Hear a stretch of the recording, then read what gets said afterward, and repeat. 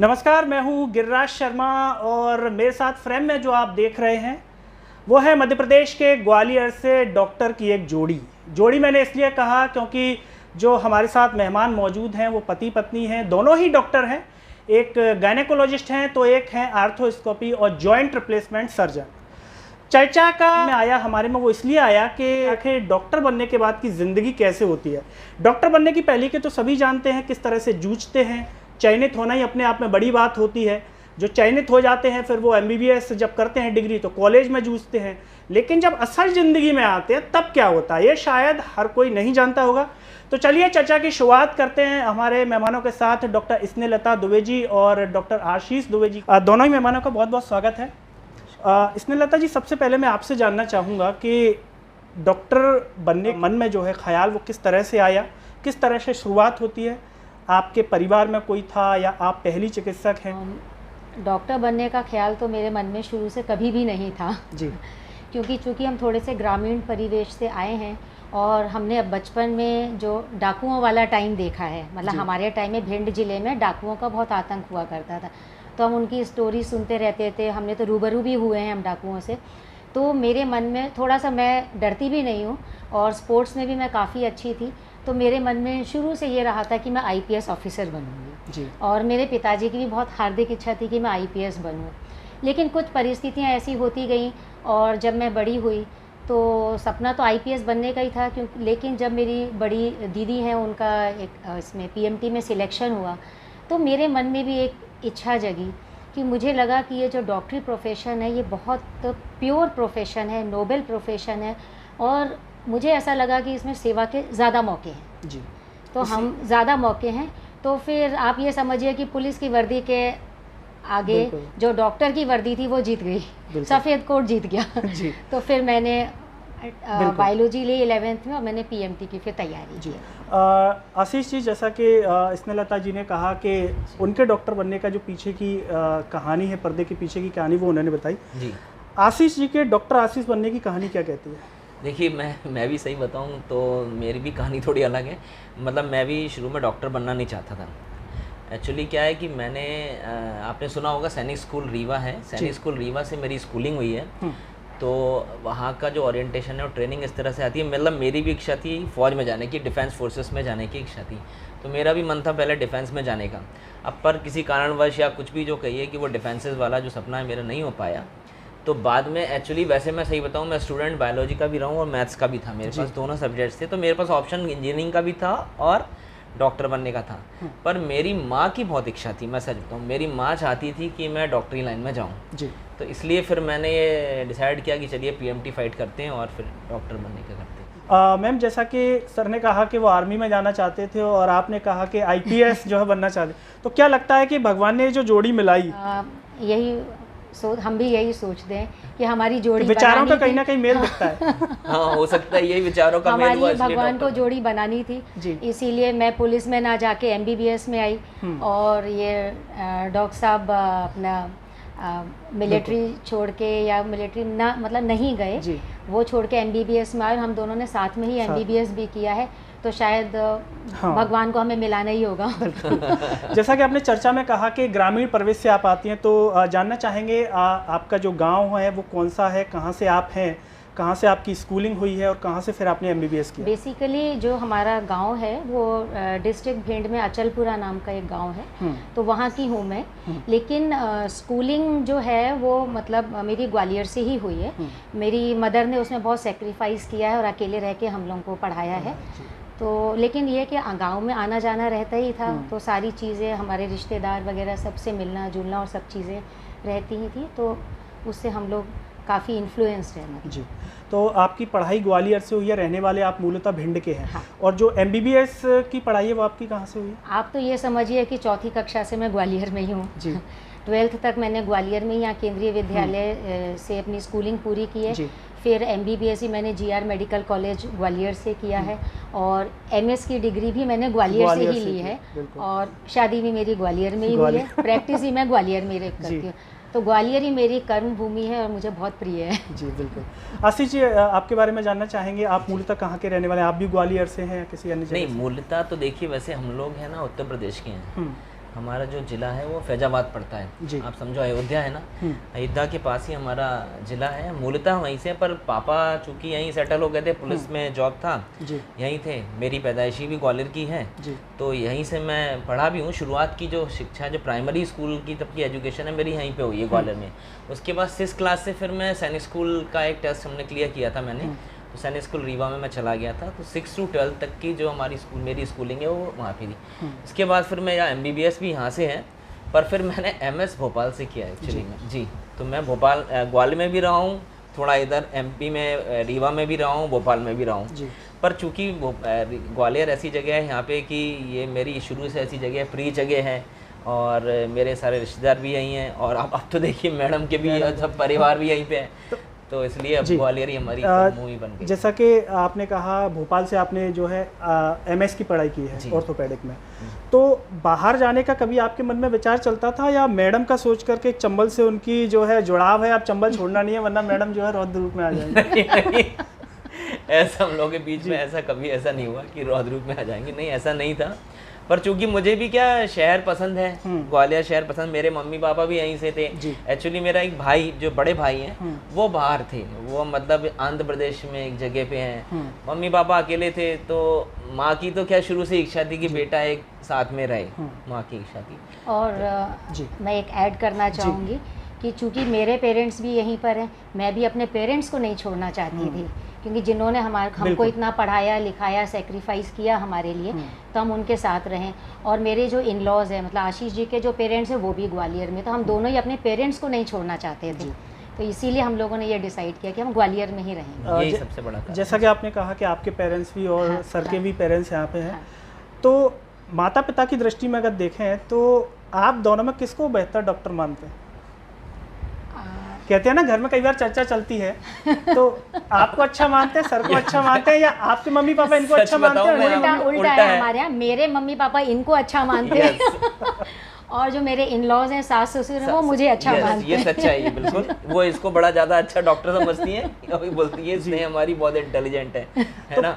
कभी कभी इस तरह से रहा, जैसे ऑर्थोपेडिक ब्रांच में आप आए और मैडम की गायनिक ब्रांच जो है रही है जी, तो जब आपका जो संबंध हुआ शादी का, वो पढ़ाई के बाद हुआ या जब आप पढ़ाई कर रहे थे तब तय हो गया था? नहीं, हमारा संबंध मतलब पहले ही हुआ है, मतलब पढ़ाई जब हम कर रहे थे तो एक्चुअली में, अब आपको बताएं कि हम दोनों की वैसे कहा जाए तो लव मैरिज ही है जी। हम साथ के ही पढ़े हैं, बैचमेट हैं, एक साथ ही रहे, MBBS हमने साथ में ही किया है। बिल्कुल।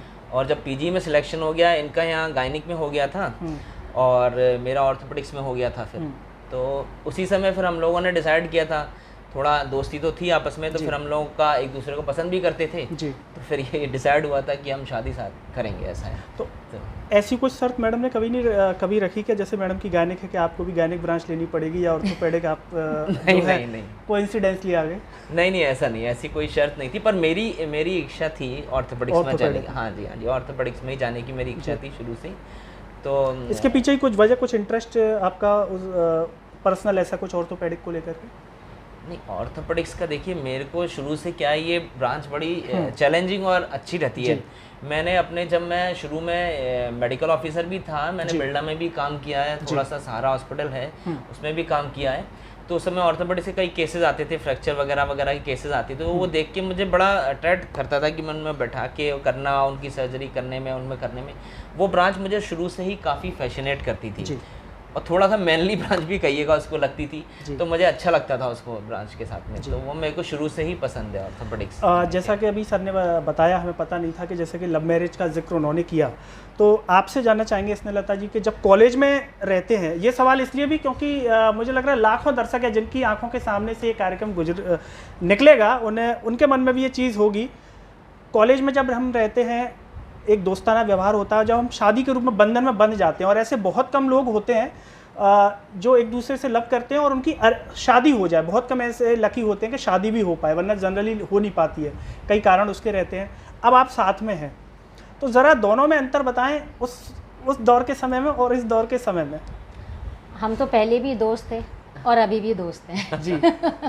हमारे बीच में कोई डिस्क्रिमिनेशन नहीं है, हस्बैंड वाइफ वाली जैसी चीज़ नहीं है, कोई किसी को सुपीरियर नहीं समझता, तो हम तो यही बोलेंगे दोस्त थे, दोस्त है और दोस्त ही रहेंगे। और मुझे लगता है ज़िंदगी जीने का बेहतर तरीका भी है कि किसी भी तरीके का विवाद कभी भी ना रहे। कभी भी नहीं होता हम दोनों के बीच में बात। दोस्ती है हमारी, फ्रेंडशिप ही है, आज भी फ्रेंडशिप ही है। जी। तो आशीष जी की आपको एक ऐसी चीज़ जो याद करते हो कॉलेज के समय में कि आप जैसे होता है दोस्तों में एक हैबिट कुछ ना कुछ होती है जो हमेशा याद रहती है, तो ऐसा कुछ याद के रूप में अगर आप साझा करना चाहें दर्शकों के साथ जो आपको अच्छी लगती हो या ख़राब भी लगती हो या ख़राब हैबिट हो जो अभी भी हो जिसे देख करके आप हमेशा टोकते हो या गुड हैबिट हो? एक्चुअली ये बहुत अच्छे सिंगर हैं। अच्छा, गाना बहुत अच्छा गाते हैं जी। और मुझे सुर का ज्ञान बिल्कुल भी नहीं है जी। तो शायद अपने पास जो चीज़ नहीं होती तो दूसरे में वो चीज़ दिखती है तो वो हमें अट्रैक्ट करती है। तो शायद यही एक तो सबसे बड़ा रीज़न था और दूसरा थोड़ी सी इनकी फिटनेस अच्छी थी, फिटनेस फ्रीक थे। जी।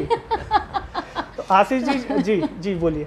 मतलब वही फिटनेस जो होती है वो हमको अट्रैक्ट करती है और इनका जो सिंगिंग टैलेंट है वो ही दो चीज़ें। आशीष जी जैसा कि स्नेहलता जी ने कहा कि आप सिंगर भी हैं, तो ऐसी वो पंक्तियां जो कॉलेज के समय में आपने मैडम को सुनाई हो किसी गीत की और एक दो पंक्तियां अगर आप गुनगुनाएं और मुझे लगता है कि उनको सुनकर शायद जो कपल्स होंगे वो भी शायद उन पंक्तियों को गुनगुनाने लगेंगे, तो ज़रा आप। देखिए वो तो उस समय कॉलेज के टाइम पे तो क्या गाते रहते थे जी। नहीं, या घर में अभी आप गाते? हाँ, घर में भी गाता रहता हूँ। मुझे मतलब सिंगिंग का शौक है कुल मिला के जी। तो एक छोटा सा एक गाना है, मतलब रफ़ी साहब का सॉन्ग है, फिल्म दुलारी का, काफ़ी पुराना गाना है, तो उसकी एक लाइन गा के सुनाता हूँ मैं आपको। सुहानी रात ढल चुकी, ना जाने तुम कब आओगे, सुहानी रात ढल चुकी, ना जाने तुम कब आओगे, जहाँ की रुत बदल चुकी, ना जाने तुम कब आओगे, सुहानी रात ढल चुकी। आशीष जी ने खूबसूरत पंक्तियों से इस कार्यक्रम को भी खूबसूरत बना दिया। स्नेहलता जी आपसे जानना चाहेंगे, जब हम असल ज़िंदगी में आते हैं, जब हम तैयारी कर रहे होते हैं, विद्यार्थी जीवन होता है, तो हम उस दौर को जी रहे होते हैं, कोई टेंशन नहीं होती, आराम से मस्ती में पढ़ाई चल रही है। लेकिन जब हम डॉक्टरी प्रोफेशन में उतरते हैं, मार्केट में उतरते हैं, पहले के पुराने नाम होते हैं, हमें नाम बनाना होता है, कितना चैलेंज सामने आता है, उस समय कैसा लगता है? और ये सवाल मैं इसलिए भी कर रहा हूँ कि जो विद्यार्थी पढ़ाई करके अब कंप्लीट करके मार्केट में खुद को स्थापित करेंगे, तो उस समय क्या चैलेंजेस फेस करने पड़ते हैं और उन चैलेंजेस को किस तरह से आपने लड़ा, किस तरह से मार्केट में एक जगह बनाई? क्योंकि हर कोई चाहता है कि मेरा एक नाम हो जिस प्रोफेशन में मैं जा रहा हूँ, और हर किसी का नाम हो भी नहीं पाता है, हर किसी की प्रैक्टिस जम भी नहीं पाती है लोग, क्योंकि तमाम तरह के डॉक्टर आते हैं। तो आपको किस तरह की दिक्कतें आई और किस तरह से आपने उनको फेस किया? बेसिकली मुझे प्रोफेशन कभी भी चैलेंजिंग नहीं लगा, इसीलिए नहीं लगा क्योंकि ये मैंने बाय चॉइस लिया था, पहली चीज़। दूसरा, हमने बचपन में इतना स्ट्रगल किया है, ये मैं विद्यार्थियों को भी बताना चाहूँगी कि हमने वो टाइम देखा है कि जब हमारे पेरेंट्स के पास हमको पहनाने के लिए प्रॉपर कपड़े नहीं थे, हमारी किताबें ख़रीदने के लिए पैसे नहीं थे, और मतलब बहुत सारे हमने स्ट्रगल देखा है कि हमने कभी लग्जरी तो कभी ज़िंदगी में एंजॉय ही नहीं किया। लाइट नहीं रहती थी, लालटेन में बैठ के पढ़ना, ये सब करना, तो हमने इतना लाइफ में स्ट्रगल किया है कि हमें ऐसा लगा ही नहीं कि मेडिकल प्रोफेशन बहुत चैलेंजिंग है। तो शायद हमारा मतलब जो हमारा शुरू से जो हमारा ब्रॉटअप है बहुत रफ़ एंड टफ है। तो मैं विद्यार्थियों को भी यही बोलूँगी, क्योंकि मैं ऐसे परिवेश से आई हूँ कि मेरे परिवार में कोई डॉक्टर, इंजीनियर तो बहुत दूर की बात है, मतलब इवन ग्रेजुएट्स भी गिने चुने थे।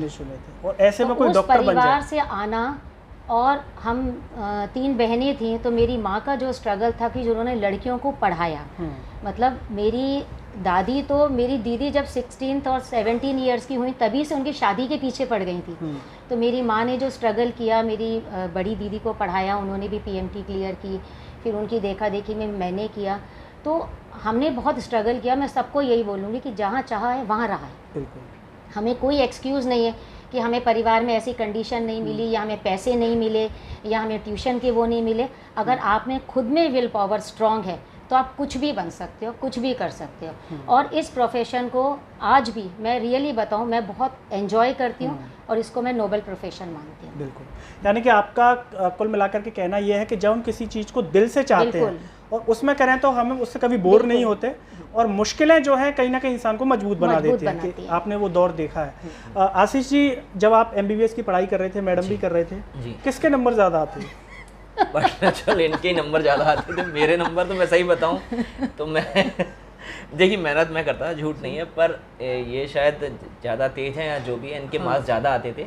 मतलब इनकी अच्छी फर्स्ट डिवीज़न तक आती थी, पर मैं फर्स्ट डिवीज़न तो नहीं ला पाता था, पर हाँ पास हमेशा हो जाता था, अच्छे से हो जाता था। एक हैंडराइटिंग को भी लेके कई बार लोग सवाल करते हैं किसकी अच्छी है, आपकी है मैडम? अरे ये तो आप किसी से भी पूछ सकते हैं। मुझे हैंडराइटिंग में मैक्सिमम प्राइजेस मिले हैं और इनकी हैंडराइटिंग कोई पढ़ ही नहीं सकता। ये फिक्स है, मतलब ये फिक्स है इनकी राइटिंग। एक बार तो जज ने भी इनके बारे में बोला था, मतलब वहाँ पे मजिस्ट्रेट ने कि साहब इतने डॉक्टर आते हैं हमारे पास कोर्ट में गवाही देने के लिए, हमें सबसे ज़्यादा दिक्कत ये आती है कि जब आपको पढ़ना पड़ता है ना डॉक्टर के द्वारा लिखा हुआ, वो समझना मत। तो इन्होंने जज सामने इनको कॉम्प्लीमेंट दिया था जी, इतनी सुंदर राइटिंग तो मैडम आपकी मतलब हमने आज तक नहीं देखी। तो इनकी राइटिंग वास्तव में बहुत अच्छी है, मेरी राइटिंग इतनी अच्छी नहीं है। तो जैसे आपके बच्चे भी पढ़ाई करते होंगे कई बार, जैसे कुछ अगर वो भी देखते होंगे मैम की आपकी, तो बच्चे क्या कहते हैं इसको लेकर? बच्चे मेरा तो बहुत मजाक उड़ाते हैं राइटिंग का कि पापा की राइटिंग का, तो इनकी राइटिंग तो बैठना चल बहुत सुंदर है, बताओ। जैसे कि आपके बच्चे भी पढ़ाई कर रहे हैं, और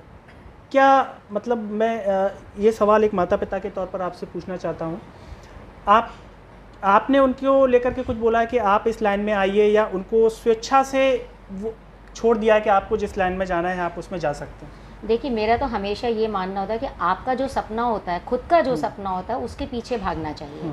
अगर हम ज़बरदस्ती किसी से करेंगे तो वो उसमें 100% नहीं दे पाएगा। इसीलिए हमने अपने बच्चों को फ्री छोड़ा था, जो सब्जेक्ट लेना है आपको, जो लो, जिस कैरियर को आपको चुनना है वो चुनो।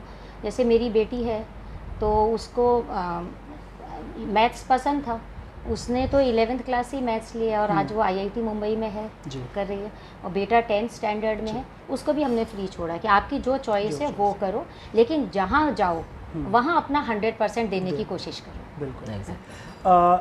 ग्वालियर की अगर हम आशीष जी बात करें, कितना बदलाव आप देखते हैं? आपने एक लंबा समय ग्वालियर से पढ़ाई की है, पहले में स्वास्थ्य सुविधाओं को लेकर के और अब में कितना फ़र्क आप ग्वालियर में देखते हैं? नहीं, अभी तो और पहले के में काफ़ी ज़मीन आसमान का अंतर। जब हम लोगों ने जब प्रैक्टिस चालू की थी, मैं सही बताऊं तो 2008 या 7 की बात है, तब मतलब गिने चुने कुछ अस्पताल ही हुए थे। मतलब अपन कॉर्पोरेट हॉस्पिटल्स भी देखें ना, तो मतलब मेरे को जैसा याद है बिरला अस्पताल या कैंसर हॉस्पिटल, ये छोटे 2-3-4 हॉस्पिटल जो नाम थे, पर आजकल सुपर स्पेशलिटी हॉस्पिटल्स कितने सारे खुल गए हैं, आप देख रहे हैं। उस समय आप ये देखिए जब हम लोग आए थे तो उस समय गिने चुने के हमारे यहाँ सुपर स्पेशली जो विशेषज्ञ थे वो भी काफ़ी कम थे। आप मतलब गिनती से 2-3 याद कर पाते थे नाम, यूरोलॉजिस्ट हो या कार्डियोलॉजिस्ट हो या नेफ्रोलॉजिस्ट हो, कोई भी हो। पर आप देखिए तो अब इतनी ज़्यादा अच्छे लोग में, और अच्छा ग्वालियर हमारा बहुत अच्छी चिकित्सा की उसमें अग्रसर हो रहा है और अच्छी सेवाएँ दे रहा है, अच्छे अच्छे अस्पताल खुल गए हैं। तो डेफिनेटली हमारे यहाँ काफ़ी सारी चीज़ों में इम्प्रूवमेंट तो हुआ है, बिल्कुल इम्प्रूवमेंट हुआ है। जैसा कि आपने कहा कि आपका जो एक इस फील्ड के प्रति एक आपका रुझान था, आप इसीलिए उसमें आए, तो निश्चित तौर पर पढ़ाई से आपका प्रेम रहा तभी आप यहाँ तक पहुँचे। लेकिन उसके अलावा किस और चीज़ से आपका प्रेम है? किसे आप पसंद करते हैं? कौन सी आपकी ऐसी हॉबी है जो आपको लगता है कि नहीं, बोर हो गए तो इसे कर लिया जाए तो मन खुश हो जाता है? Sports, exercise. जी, स्पोर्ट्स में कौन सा? स्पोर्ट्स में मैं एथलीट रही हूँ। अच्छा, एथलीट। रनिंग का मुझे काफ़ी शौक है, अभी पिछले 2 सालों से ही बंद किए। मैंने कहा थोड़ा सा एज फैक्टर है तो घुटनों पे ज़्यादा जोर ना पड़े, नहीं तो रनिंग मेरा फेवरेट। तो आशीष जी, जैसा कि मैम ने कहा कि एथलीट्स में है वो, तो कभी इस प्रकार से प्रतिस्पर्धा की है शौकिया तौर पर कि कौन जीत के बताएगा? आप हड्डी के डॉक्टर हैं तो आगे कौन निकलता था? मैम निकलते थे, आप निकलते थे? नहीं, ऐसी प्रतिस्पर्धा तो नहीं करी, पर हाँ ये एक्टिव तो हैं डेफिनेटली।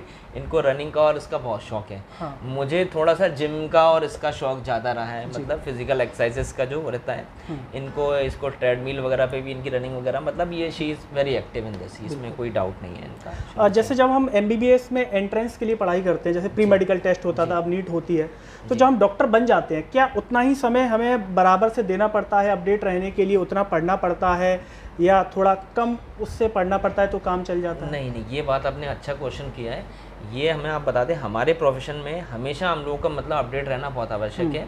आप ये मत सोचिए कि आप इसमें पूरी तरह से पारंगत हो गए। मैं आपको बता दूं कि प्रोफेशन में आपको आपने ये काम कर लिया तो हर दिन हम जब भी सर्जरीज करते हैं तो हर चीज़ नई एक आध चीज़ सीखने को मिलती है जी। अभी भी हम लोग कॉन्फ्रेंसेस जाते रहते हैं, वर्कशॉप्स में जाते रहते हैं, तो अपडेट करते रहते हैं इस चीज़ को। तो ये चीज़ अभी ख़त्म नहीं होती है कभी। इसको अपन को ये नहीं मानना है कि हाँ बस हम परफेक्ट हो गए सब, हाँ अब ऐसा नहीं है, इसमें ऐसा नहीं है। आगे अपना निरंतर आपको इस चीज़ के लिए करते रहना है, प्रयास करते रहना है। बिल्कुल जी। जैसा कि आपने कहा कि मेरा तो एक रुझान था ही, तो कई बार ऐसा होता है कि आप पढ़ रही हैं और सर नहीं पढ़ रहे हैं तो आप टोक देते हो कि देखो मैं पढ़ाई कर रही हूँ, आप नहीं पढ़ रहे। नहीं, हमने साथ में पढ़ाई की नहीं है। जी।